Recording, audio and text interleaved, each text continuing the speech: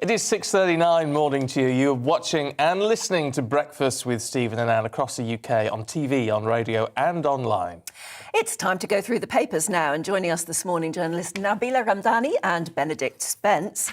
And there's a lot to talk about today, is there not? Are we going to go through the we're not. Are we going to go through the headlines first? Right. We'll bring you up to date then with those. Boris Johnson, of course, big news today, has pledged economic and defensive support to Ukraine following face-to-face talks with President Volodymyr Zelensky in Kyiv. The Prime Minister said he made a surprise visit to the capital as a show of solidarity for Ukraine. We're showing you the papers for some reason. I'll tell you what, let's ditch out of those headlines because, well, it's all going technically wrong. The buttons are being pressed in the wrong order. But that's all right. It's very early in the morning. It is. It's what we do. It's 6:40 already. Adds to the fun. Nabila, let's have a look at the Sunday Express then, should we? Welcome to Kyiv, my friend, was how Boris was greeted yesterday. Yes, indeed, and it's about a story about two heroes, effectively, Boris Johnson and indeed Volodymyr Zelensky.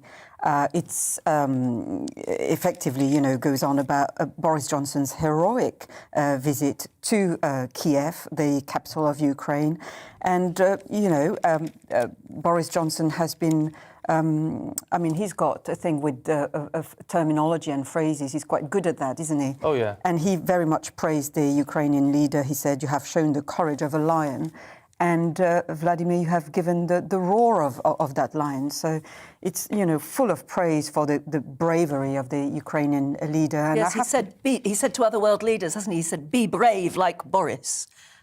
Which is good for Boris, I guess. Oh, but yeah. It must have taken a degree of courage and certainly security organisation. Oh, absolutely. To land, the UK Prime Minister in Kiev for that meeting. And there they are walking through the streets. Yes, indeed. And I think what's important here is morale-boosting visits to the Ukrainians by foreign leaders. They're extremely important, and especially if you get into Kiev itself.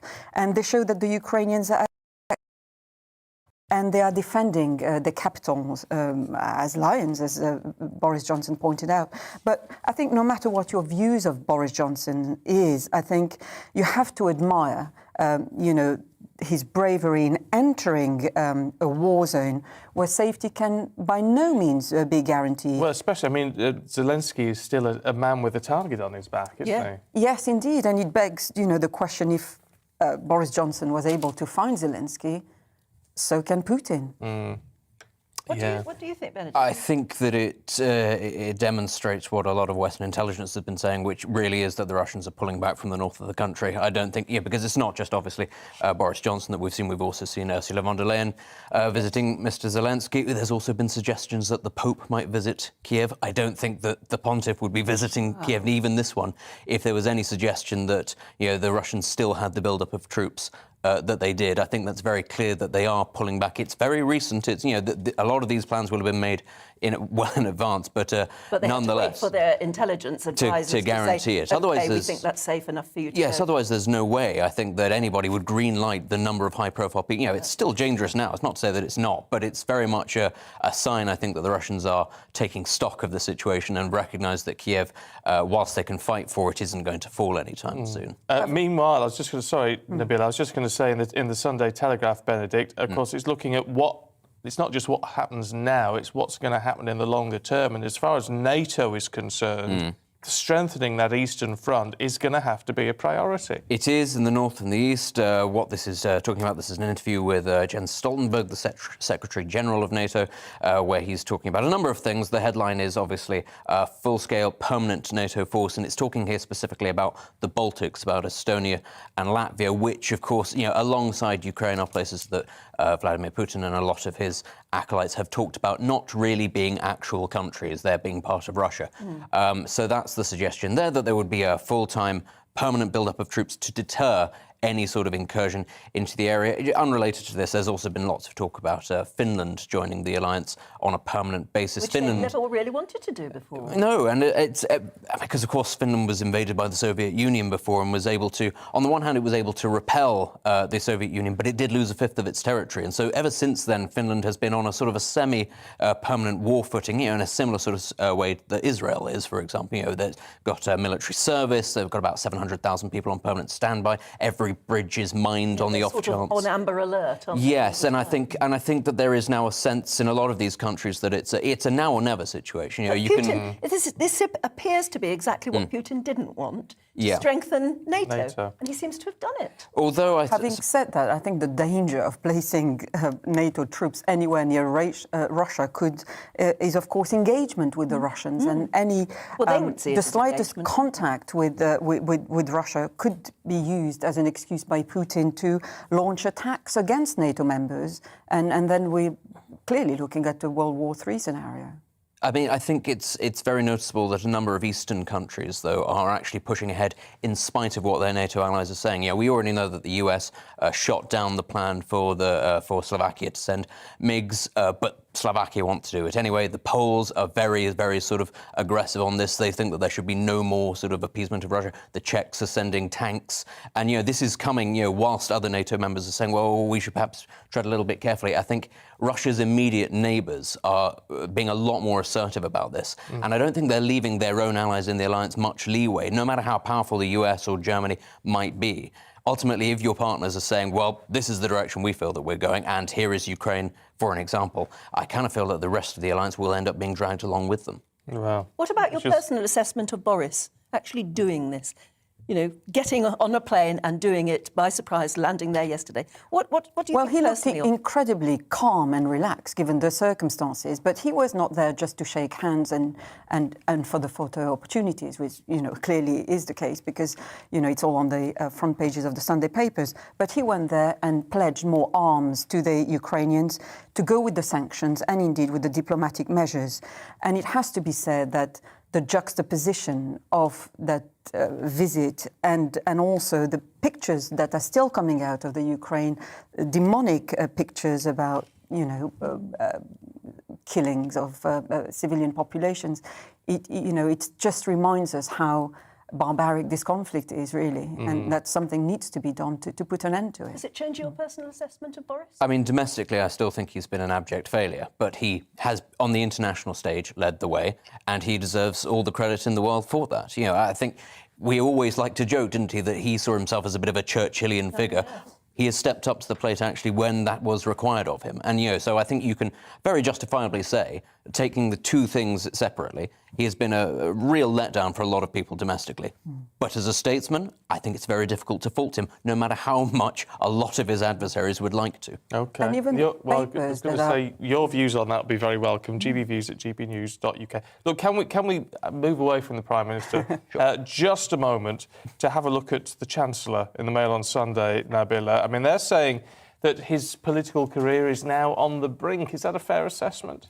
Well, there's he's been having a very difficult week, it has to be said, and the Mail on Sunday is effectively saying that he's battling for his political career. He's having to sort of make up his mind whether he wants a political career or not now. Yes, indeed. I mean, there are astonishing claims that he broke US immigration rules, for example, that his political opponents are asking that the White House investigate why the Chancellor possessed a US green card until last October. The card puts the holder on the path to US citizenship, so he has to make up his mind whether he wants to be British or American. And if they declare their intention to make America the permanent home and indeed pay their tax there. So it boils down to a question of loyalty, doesn't it? Well, he's already moved his family out of number 11, apparently, because they're so fed up with all of the recent publicity they've had. And the fact that his wife the focus has been so much on his wife and her money. And there are hints, I think at least in one of the papers today, that he may be thinking of moving out himself. Now, that would be the first time ever a Chancellor has not lived over the shop, as it were. Does that suggest he's really serious about the job anymore? Well, I think it suggests more crucially that what treacherous career politics is. And I think he was the shining star of the Tory party a few days ago, but now he's come crashing down. And all, you know, he's a...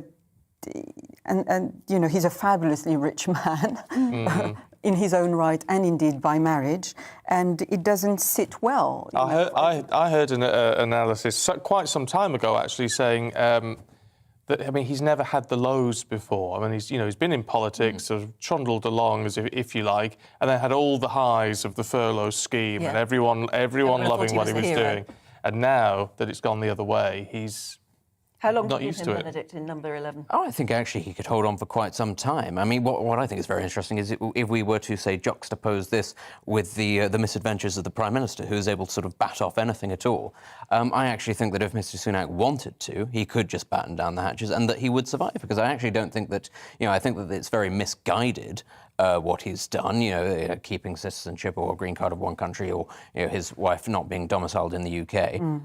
But I do think that these things are survivable. He's taken a bit of a dip in the polls, sure, because there is a cost of living crisis going on. We all understand why that is. 24 points. But I do think, dip. It is a significant one, but the Prime Minister himself is managing to bat back from a quite significant one very slowly. I think you need that kind of resilience. If you have it within you, I don't see why you can't drag it back. The Labour Party themselves have been able to, Keir Starmer started off with pretty low ratings and is slowly managing to pull this thing up. But I would say very quickly, it's interesting, isn't it? Because earlier on in the show, you were discussing what would you do if you had 55 million, would you go to the International Space Station?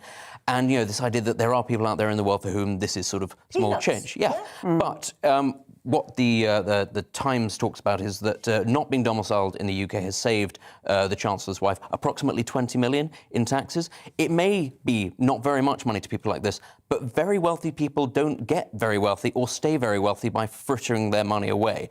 So I do sort of understand why the Chancellor, he was very fabulously wealthy before. His wife is even more fabulously wealthy, her family is.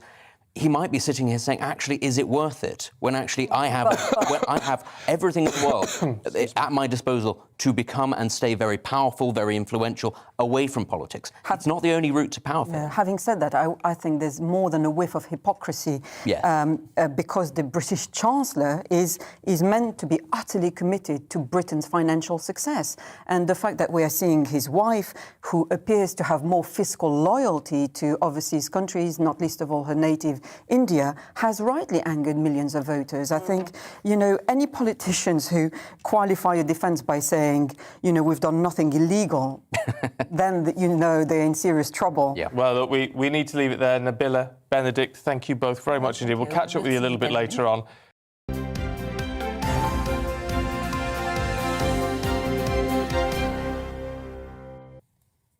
Hello and welcome back. It's 7:40 or roughly 20 to 8. 2020. Thank you. Thought I'd translate into yes. new money. You're watching Breakfast on GB News with me and Stephen. Let's take you through the papers this morning. We'll start with the Sunday Express. Welcome to Kyiv, my friend. It's a story on the Prime Minister's visit to Ukraine. Yes, picture that says it all, really, isn't it? Whilst there, Boris Johnson pledged new arms, including military vehicles and missiles, as The Observer also focuses on his surprise visit. A full-scale NATO military force could be permanently deployed to defend the borders of Europe, according to plans revealed by the chief of the alliance. That's in the Sunday Telegraph. It says a sufficient presence is required to repel a Russian invasion. The Mail says Rishi's on the brink as friends say he could quit to spare his family being dragged through the papers. The Chancellor's wife has escaped 11 Downing Street, with the Times describing it as a goldfish bowl. You'd think they'd have thought of that. It's time to go through the papers now, though. Joining us this morning, journalists Nabila Ramdani and Benedict Spence. So what are we starting with? Oh, a bit of Sunday Express, Benedict. Yes, very upbeat story. Biggest increase in homelessness in centuries in the UK. Yeah, it's not good, is it? But it's entirely predictable, given everything that's happened over the past couple of years, the pandemic, the economic impact of that, and now what we're seeing, cost of living crisis. As The Express says, this is Lord Bird, who's the founder of The Big Issue, writing The Express, says more than 16,000 families and children are being evicted from their homes every month. So it's not just rough sleepers that we're talking about. We're talking about sort of the systemic movement of people from their homes into far more precarious situations. And of course, we all understand why this is. People are finding it much harder to meet their rents. Rents are actually going up. There's inflation to talk about. There is also the knock-on effect that we're seeing amongst young people, which is a generation of people who are renting permanently rather than being able to own their own houses, so have even less security. There's generations of young people sofa surfing. Yeah. As well, which is it's one of those issues that something has to be done. Yes, and it's going to cost a lot of money, but nevertheless, it's got to be done. Is it only a socialist government that would address this? No, I don't think. Nobody in the Tory government at the moment seems to be addressing this. Well, I don't really know. The problem is, what can you do other than build more houses and sort of create a better economic environment? Now, the government, I'm sure, would say, well, we're doing our best, but are they really? A lot of people would say that, this government has not taken house building seriously. But actually, show me a government in the last couple of decades in this country that has taken, be it Labour or Conservative. This is, again, it's something that it doesn't seem to matter what side of the coin you are. A lot of that has to do with issues at a local level, local councils preventing people from building houses, and preventing sort of a return to industrialisation, finding more jobs for people. So you do have to look at it in the round. You can't just say that it's a central government issue. Local government, councils, all that. Everybody has to take their share of responsibility. There's a heck of a lot of home building going on near me, and I mean I'm a sort of rural Oxfordshire area, which sounds very posh, and you think, oh, this is good. There is actually some house building going on, but they all seem to be very expensive houses. Yeah, well, of course, there's not very much money to be made in affordable housing, especially if with inflation. That's where you need government intervention. Well, exactly. That's the thing. You do need governments, local councils stepping in to say, no, this isn't acceptable. You can't simply build property for the sake of increasing the value of the property, which ultimately seems to be the only motivation for house building in this country at the moment. I mean, I got stopped by someone outside my local town centre last week. And you meet people all the time, don't you, who are homeless? And I always try and stop and talk to them. This was a young man, I don't know, 19, 20, and he was desperate. He was he wasn't just asking for money, he was desperate. And, I just found it really hard, really difficult, because it's just like, what on earth has happened with his family life? Never mind what job or money or income or anything. What's happened with family life for him? It broke my heart. It's incredibly sad, and meanwhile, you also have stories in the papers about first private individuals going into space. So you would think you have so many chronic problems down here on Earth that all these, space tourism effectively seems all a bit irrelevant when individuals are prepared to pay literally astronomical sums. See, that's what gets steam coming out of my ears. I love anything to do with space, and I'd love to go up and to visit the International Space Station if I could. But when you hear that people have been paying $55 million for a ticket up there, you think, if you've got that much money, at the moment, shouldn't you be doing something more worthwhile with it? Let's look at the Sunday Telegraph, Nabila, and the French elections. Interesting your take on this and where Marine Le Pen could fall. I mean, there is a chance, at least, that she could win. Yes, or get through to the next round, at least. Yes, well, today is the first day of voting in the first round of the French presidential election. There's an interesting story here in the Sunday Telegraph about how young voters are shifting towards a Marine Le Pen vote, and which is actually giving her an unexpected election boost. There's a YouGov poll survey that has been conducted over the past week showing that 56% of those aged between 18 and 24 would vote for Marine Le Pen in the runoff. I have to say, I've just spent the week in France going to various meetings, including national rally meetings, of which Marine Le Pen is the leader, of course.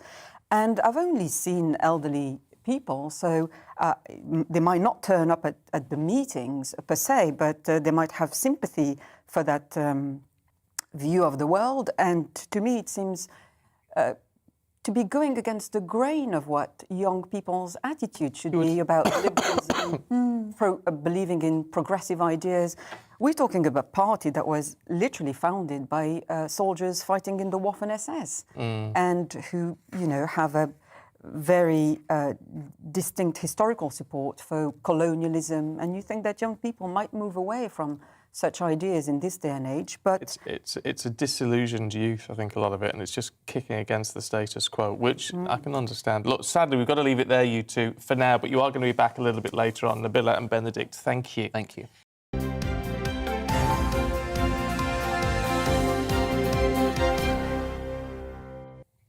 It is 8:40, whether you're listening on the radio or watching on the TV. This is Breakfast with Miss Anne Diamond and Dr. Stephen Dixon. Oh, really? Oh, yes. Oh, you are? You're an honorary, aren't you? I've got two. Wow, I'm terribly impressed. That's quite something, yes. isn't it? Yes, looks I'm still waiting to be a baroness, by the way. Oh, yeah. Dropping a hint in case anyone's watching. It'll happen. Yeah. Should we take a look at the front pages today? Welcome to Kyiv, my friend. The story on the Prime Minister's visit to Ukraine. That leads the Sunday Express. While there, Boris Johnson pledged new arms, including military vehicles and missiles. The Observer also focuses on this surprise visit. A full-scale NATO military force will be permanently deployed to defend the borders of Europe. That's according to plans revealed by the chief of the alliance. The Telegraph says a sufficient presence is required to repel a Russian invasion. Mail on Sunday says Rishi's on the brink, as friends say he could quit to spare his family being dragged through the papers. And there you are. The Chancellor's wife has escaped 11 Downing Street, with the Times describing it as a goldfish bowl. They live in number 10, though, don't they? Yes, they do, actually.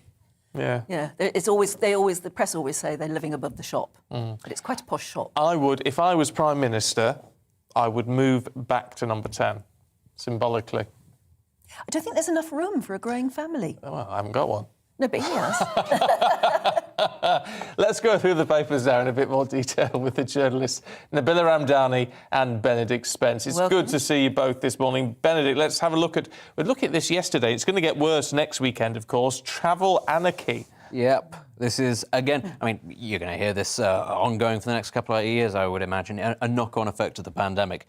But this is due to the jobs shortfall in the travel sector. And, you know, we've all seen the scenes, haven't we, of queues at Manchester Airport, etc. The World Travel and Tourism Council says that globally there's a 220,000 job shortfall across the world. And this is how I'm afraid you're going to see it manifesting. Obviously, you've got the queues at places like Dover, you've got issues at passport control, and it's because everywhere, basically, you know, people that were laid off during the pandemic as the travel industry sort of atrophied, the end of furlough, for example, it became very expensive to keep people on when there just wasn't the industry to support it. Now everything's come roaring back. You know, international travel, holidays, of course, we've got Easter coming up, and you know, then obviously later on we've got the summer coming up, and restrictions are being relaxed, so people have got far more choice. And what you get chaos, because there just isn't the infrastructure, the system to support the usual amount of people wanting to travel. There must be people who lost their jobs who could come back to them. One would think. If they were being recruited properly. One would think, but I suspect that's partly what the issue is. I mean, of course, one of the things we don't think about, of course, is that international travel requires an awful lot of checks and safeguards and things. You might have had a lot of older people deciding, do you know what, I'm going to take early retirement or whatever it is, that this isn't for me anymore. But of course, if you want to work for an airline or something, you need all sorts of background checks, all sorts of training, whatever aspect of the job that it is. You want to be cabin crew, you want to be baggage handler, you want to work in air traffic control, doesn't matter. It is a very sort of labour-intensive job. A lot of security protocols go into it. And, well, apparently we're going to see this at least for the next year. We need to get... I'll tell you what we need, in terms of cabin crew, older cabin crew. I understand why they tend to be young, because there are a lot of safety features, but if you fly American Airlines, which I haven't done for a long time, but they don't employ cabin crew under the age of 50. Or they didn't. Yes, they're always older cabin crew in American Airlines. I've always tended to find that the older cabin crew have a much better sense of humour because they've sort of seen it all before. They have a lot more patience. Isn't it unfortunate, though, to see such stories after months and months of lockdown and travel restrictions, and now we're finally opening up. We're getting rid of, you know, travel forms. We're getting rid of masks gradually, and PCR tests, and people are more free to travel, and yet we're running out of staff. You couldn't make it up. I mean, it's incredible the thirst for travel suddenly. And you can't blame people who have been cooped up for such a long time. And I think it's absolutely right that we should be looking to get away on holiday at any cost. But maybe it was staggering our holiday times. I mean, I know that's not always easy if you've got young children, but perhaps schools should be a little bit more. Children have lost such a lot of school time to lose a week just so you're parents can go on holiday in the off-season would be better, wouldn't it? I don't know. I don't A sensible know. society might Controversial. plan ahead with this Well, sorts a of things. sensible And society might not diamonds say, being It's controversial. Easter weekend, let's all go on holiday. Yeah. Stagger your holiday times. Yeah. It's the problem. It's the problem. Nabila, in the Sunday Times, looking at uniforms, school uniform advice. Yes, indeed. This is a story about how basically head teachers are to be told what uniform transgender pupils should wear and whether they can join in single-sex school sports team as well. Why do they have to be told that? Isn't it pretty obvious? Well, this comes a week after, effectively, the government has issued guidelines for in relation to transgender people and whether or not they can be included in services. Well, they've basically advocated that single-sex services could exclude transgender people if it was justifiable and indeed appropriate. And now the controversy or the discussion continues and it's brought to schools. What sort of uniform are they saying is suitable? Or are they not? They're not actually they're saying not yet. Actually saying whether they should be wearing skirts or trousers or. I just wonder don't how know. many in your average school. How many pupils are going to have this concern?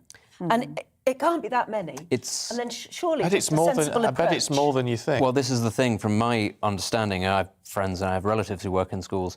It is more than you'd think, but it is a sudden uptick. And the problem is, of course, it's not necessarily people who are going to be transgender their whole lives. It's as much as anything, you do get transgender individuals, but you also get an element of mimesis about this as well, which is that children can be very impressionable and things are fashionable or they are very confused about who they are, what they are. It's not necessarily a permanent change in their life. It's just a direction that they've swung in for the time being. And this is important to recognise that those people exist as well as transgender people. Well, maybe it should be time to say, you know, uniform freedom.